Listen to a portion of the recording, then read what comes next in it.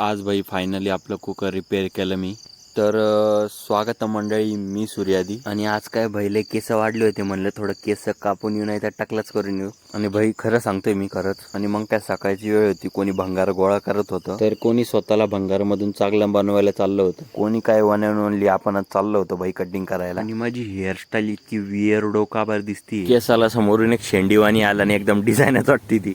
आणि मग काय ते सगळं काम झालं, आपण डायरेक्ट कॉलेजला आलो. कॉलेजला थोडी काम होतं, आपल्यासोबत अभिषेक होता ॲज ऑलवेज. आणि चला म्हणलं, अशी कटिंग झाली होती आपली काहीतरी शॉर्टकट.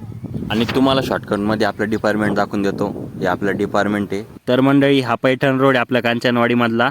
आणि इथं अतिक्रमण हटवा पथकाने अतिक्रमण हटवलेलं आहे भाई. बघा, पहिले म्हणजे इतकी गर्दी राहायची, तर आता सगळं चकनाचूर केलं. आणि घरी आल्यावर मेन गोष्ट, आपलं जे कुकर आहे, मला दाखवलं होतं मी एका ब्लॉगमध्ये, ते आपल्याकडून रिपेअर होत नव्हतं, पण भाई आज होणार आहे. कारण की जो फ्यूज लागत होता त्यासाठी तो मागवलेला फायनली. जरी महागात भेटला, 95 रुपयाला एक भेटला भाई. एवढा एवढा काय याच्यात एवढं. आणि तर म्हणलं करू रिपेअर.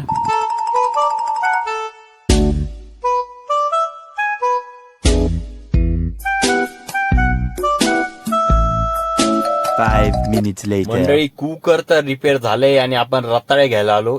आषाढी एकादश आहे भाई. 50 रुपये किलो आत्ता भेटते, उद्या तले माग भेटन. एवढाच होता शॉर्ट ब्लॉग. असा काय जागा गाईज, बाय.